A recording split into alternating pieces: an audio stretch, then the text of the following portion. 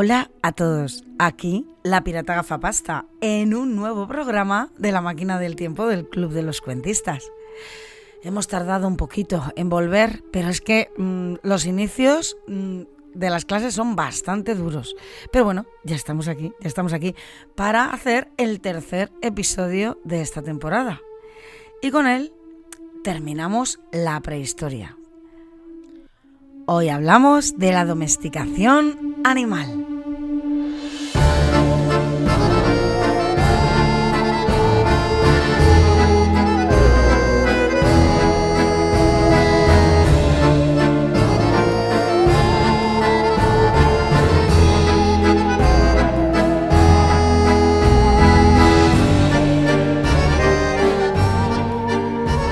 Hasta ahora siempre hemos pensado que los primeros animales se domesticaron probablemente en el Neolítico, cuando el hombre se convierte en sedentario. También tendíamos a pensar en la domesticación como un acto premeditado, un acto en el que el ser humano ha dicho, no, pues yo voy a domesticar a este animal. Pero los últimos descubrimientos científicos realizados apenas hace 7 u 8 años nos han demostrado lo equivocados que estábamos con nuestro pensamiento. En este programa vamos a ver cómo la domesticación animal ha influido no solo en lo que somos hoy en día, sino que ha transformado nuestro entorno, nuestra vida y nuestra historia. Convertir a los animales salvajes en domésticos no solo nos ha proporcionado compañía y seguridad ante otros animales y humanos, también nos ha permitido alimentarnos mejor, cambiado nuestra dieta y aumentado la población. Hemos conseguido sobrevivir al duro invierno gracias a utilizar su pelaje como abrigo y conquistar territorios lejanos, llevándonos sobre sus lomos. Aunque, como veremos, nuestra asociación también ha provocado que ellos cambien, y no siempre para bien. Así que vamos a coger nuestra máquina del tiempo, como siempre.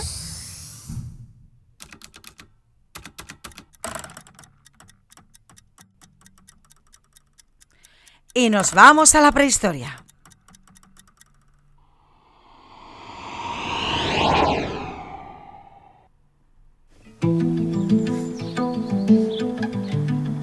En el Paleolítico, nuestros antepasados eran cazadores-recolectores. Tenían que perseguir a las manadas, lo que hacía que tuvieran que estar desplazándose constantemente. Así que habitaba en cuevas o en refugios de forma temporal.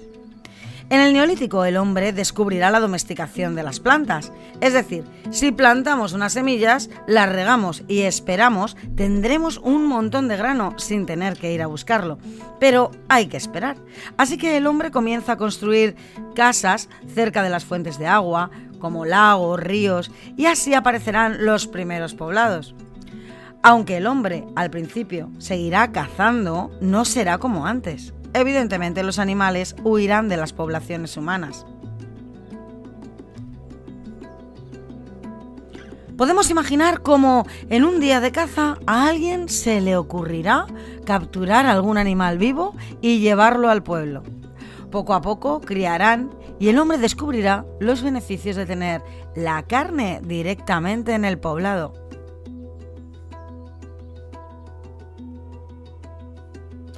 Pero vamos a ver qué entendemos por domesticación. La domesticación es un proceso por el cual los hombres llegan a controlar la reproducción o la sobrevivencia de otro organismo, ya puede sea animal, ya sea planta, ya sea un hongo o una bacteria. De esta manera aprovechará con más eficiencia algún recurso que este organismo pueda dar. Así, convertir a los animales salvajes en domésticos nos ha proporcionado compañía y seguridad ante otros animales y humanos. Nos ha permitido alimentarnos mejor, cambiando nuestra dieta y aumentando la población.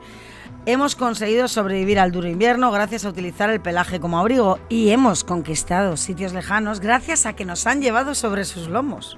Vamos, que podemos decir que mucho de lo que hoy somos es gracias a ellos. Pero dependiendo de para qué los utilizamos, tenemos 3 tipos de domesticación. La primera sería el comensalismo. Esto a los cuentistas les ha intrigado mucho. ¿Qué es el comensalismo? Pues el comensalismo es una forma de interacción biológica, es decir, entre dos seres animales, en la que uno obtiene un beneficio mientras que el otro pues ni se perjudica ni se beneficia. Es decir, por ejemplo, los individuos de una población aprovechan los recursos que le sobran a otra población. La especie que se está beneficiando de eso que sobra es el comensal. Vamos a poner 3 ejemplos. Por ejemplo, el perro. El perro se aprovecha de los restos de caza que el hombre no se llevaba a la cueva y comenzó a acercarse al hombre. El gato cazaba los ratones que rondaban las reservas de grano de los poblados. El hombre se aprovechaba de su cercanía, ya que gracias a él podía conseguir que el grano siguiera en sus graneros.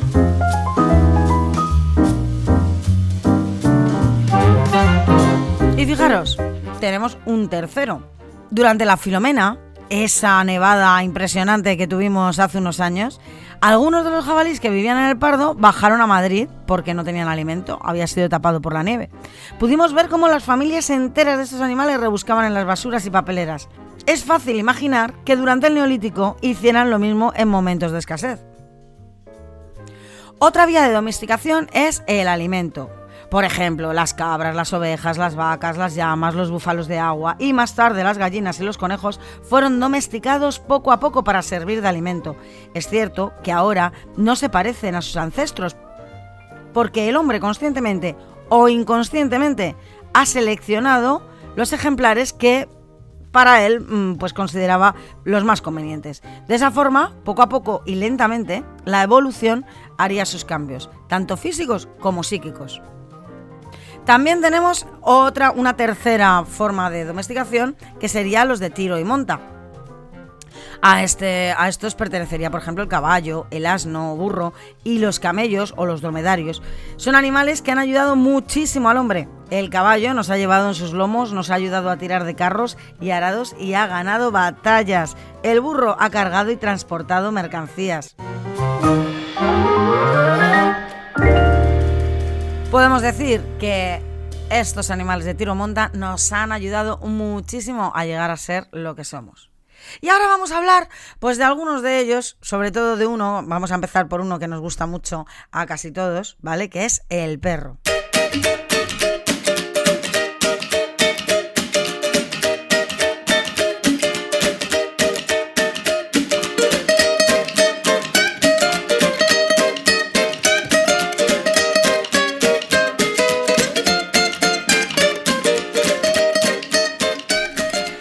El análisis de ADN mitocondrial de perros prehistóricos nos ha demostrado que el perro ya estaba junto al hombre hace 30.000 años, es decir, cuando éramos cazadores-recolectores.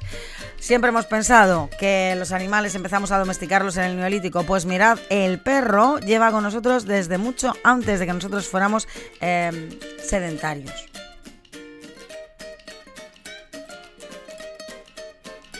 También nos ha demostrado que el lobo gris es el antepasado común de todos los perros actuales.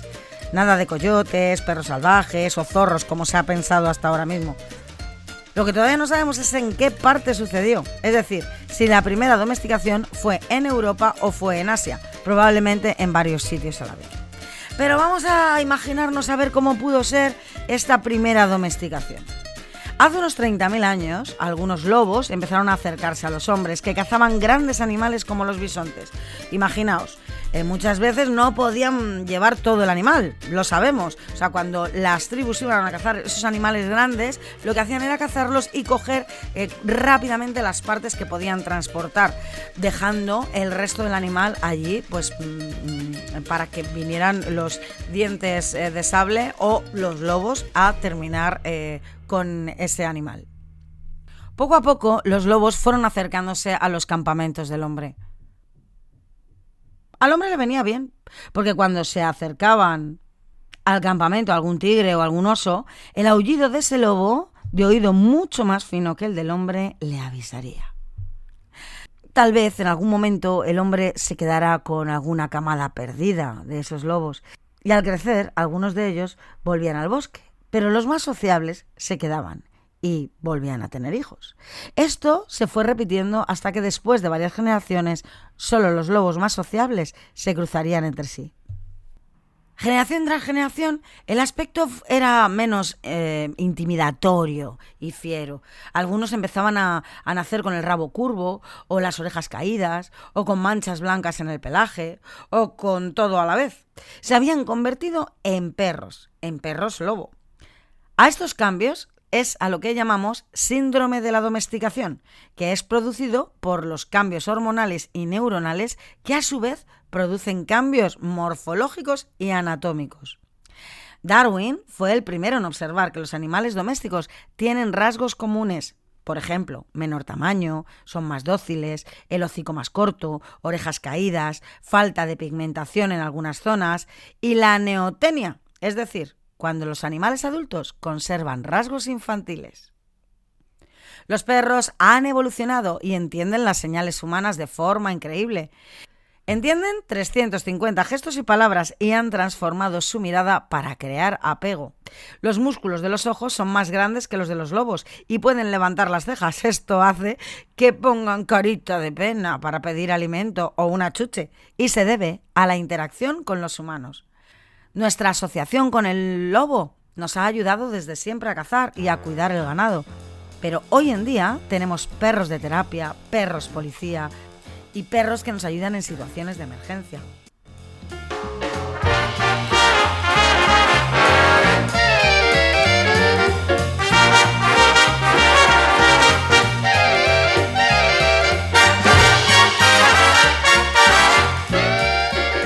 Pero bueno, decimos, vale, todo está muy bien. ¿Cómo que viene del lobo? ¿Viene del lobo de verdad?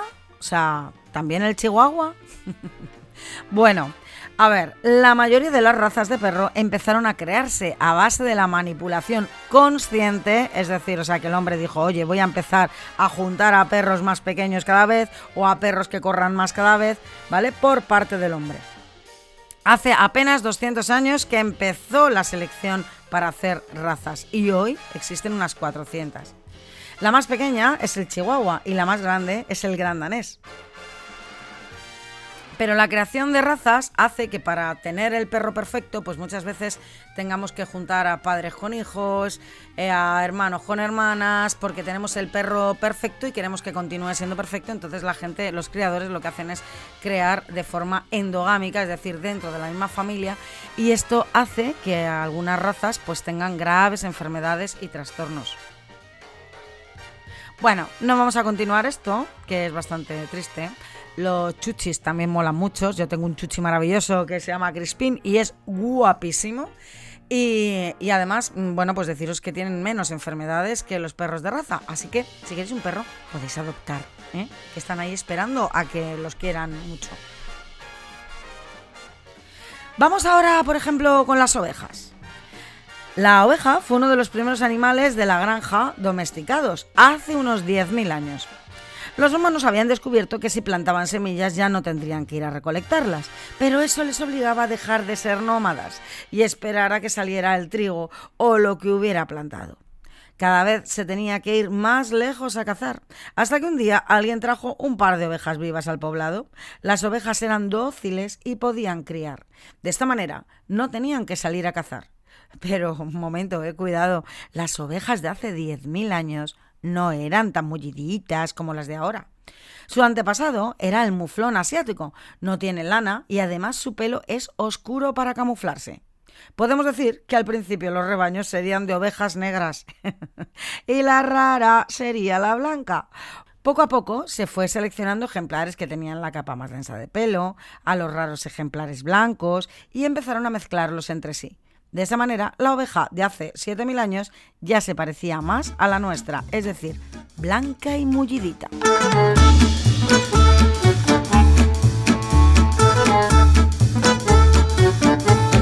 Bueno, gracias a la oveja y a otros animales como ella, también descubrimos algo fantástico, y era que no hacía falta matar a los animales para quedarnos con su piel.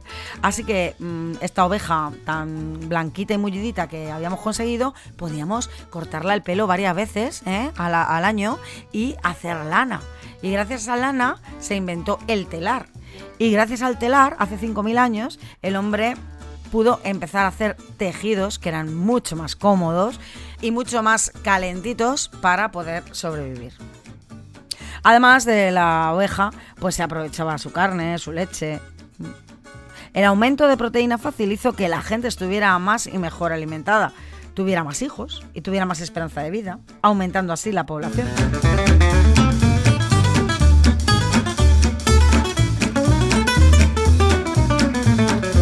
Al vivir en establos, pues estas ovejas ya no necesitaban algunas cosas, como por ejemplo los cuernos, se hicieron más pequeñas y su cerebro se hizo más pequeño al hacerse más dóciles. Esto le venía mejor al hombre, que fueran más dóciles, para que así, bueno, pues poder manejarlas y que no huyeran. Vamos ahora con la cabra. La Capra aegagrus es el progenitor silvestre de las cabras domésticas que pertenecen a la especie Capra hircus. La evidencia más antigua de domesticación fue hace 9.000 años, en el norte de Irán.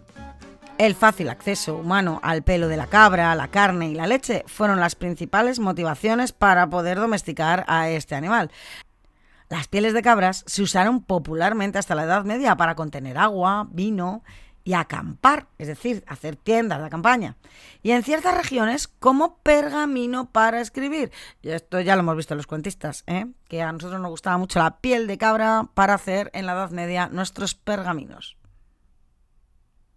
Bueno, también vamos a hablar ahora, curiosamente, de la leche de cabra.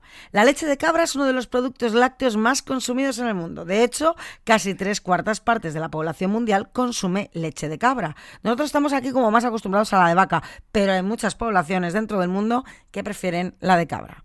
Esto se debe, en parte, a la facilidad de la cría de las cabras frente a la de las vacas en los países en desarrollo. Es mucho más fácil criar una cabra que criar una vaca. Y también en los países en desarrollo es muy necesaria la leche, ya que aporta calorías, proteínas y grasas. Además, la leche de cabra es más fácil de digerir, tiene menos riesgos de alergias y es mejor para la salud cardíaca.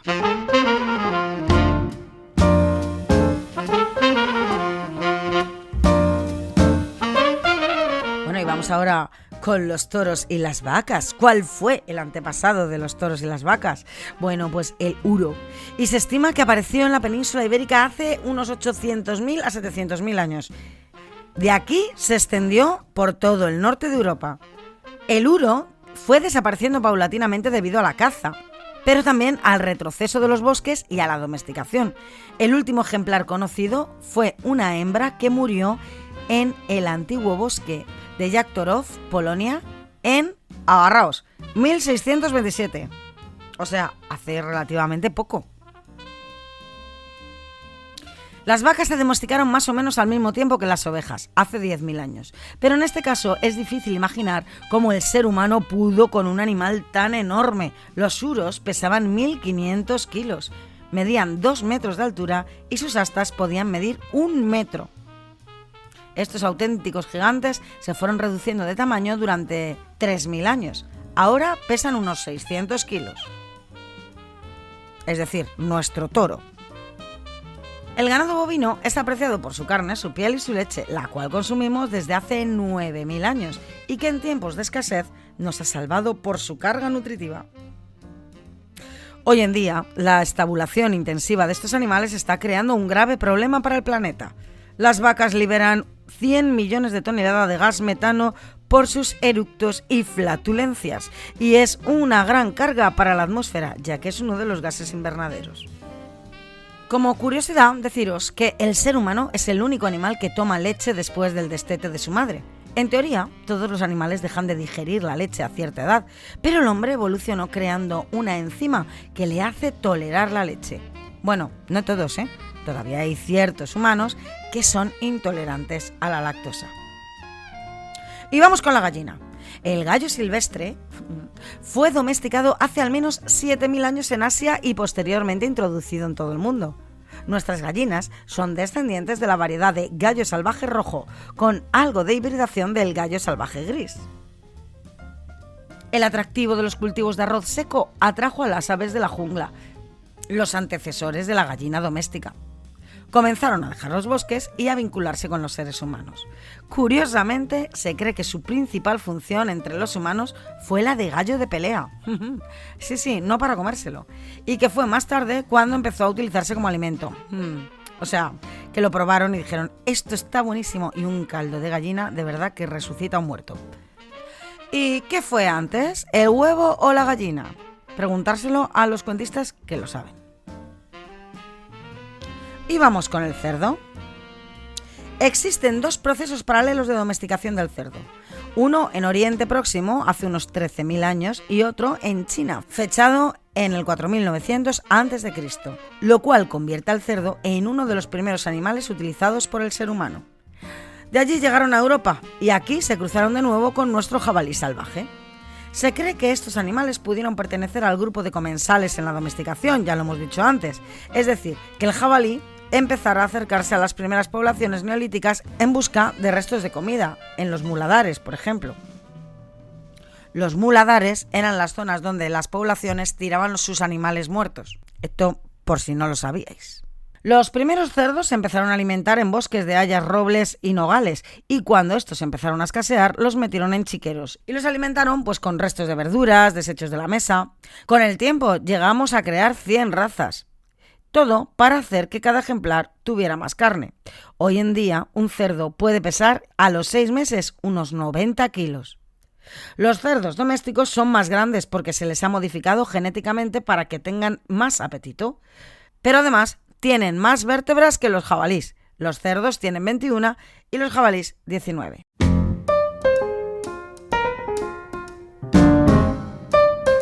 Se dice de los cerdos que son sucios y que huelen mal, pero en realidad no es cierto. Su problema es que no tienen glándulas sudoríparas y necesitan revolcarse en el barro para refrescarse.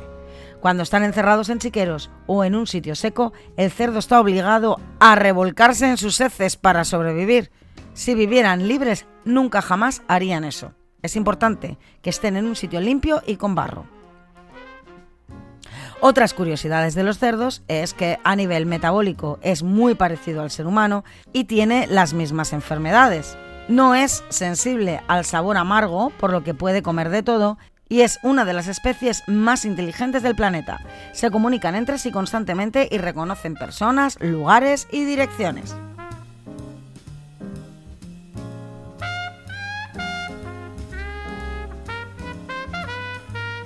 Y ahora vamos con los caballos. Los caballos empezaron a ser domesticados en las estepas euroasiáticas entre el 4000 y el 3500 a.C. Y recientes descubrimientos en la cultura Botai hace pensar que en sus asentamientos en la región de Akmola, Kazajistán, fue donde primero se domesticaron los caballos. En concreto, un antepasado extinto, el tarpán. El caballo es un mamífero grande y veloz que nos facilitó el transporte, las conquistas de territorios y el comercio. Era muy bueno para la agricultura, haciendo el trabajo el doble de rápido que el ganado. Aunque ahora no solemos comérnoslos, también nos ha proporcionado carne y leche. Hasta hace muy poco en nuestras ciudades y pueblos podíamos encontrar carnicerías especializadas en carne de caballo. Y por último vamos a hablar de los conejos, así muy rápidamente. Mientras que la mayoría de los animales se domesticaron entre 9.000 y 15.000 años, en el caso de los conejos, esta domesticación se produjo mucho más tarde. Aunque los romanos ya criaban conejos, estos no realizaron apareamientos selectivos, es decir, no hicimos una domesticación activa. Fue en los monasterios del sur de Francia hace apenas 1400 años cuando podemos considerar que empezó la auténtica domesticación. Por entonces, el conejo de monte, Oryctolagus cuniculus, se encontraba principalmente en la península ibérica y el sur de Francia, siendo increíblemente común. Ya sabemos que a la península ibérica la llamaban tierra de conejos. Supongo que por eso no hacía falta el tema de domesticarlos, podía salir fuera, cazarlos fácilmente y tener conejo para comer. Pero fue en los monasterios del sur de Francia donde empezaron a domesticarlos. ¿Y por qué? Es muy curiosa esta historia. Resulta que en Cuaresma estaba terminantemente prohibido comer carne. Toda la carne menos la del conejo. Así que estos monjes decidieron empezar a criarlos para poder comer carne todo el año.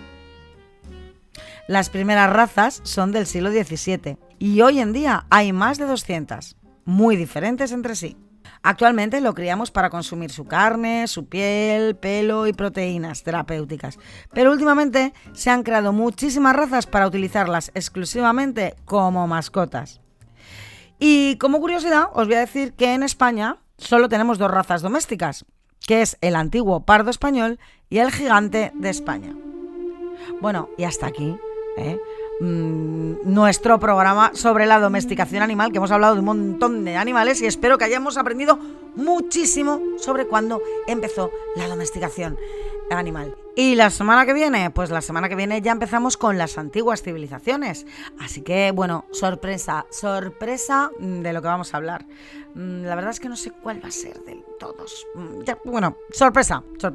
Nos escuchamos aquí en la radio, ¿vale? Os esperamos a todos. Un saludo, hasta luego. Se despide la pirata gafapasta.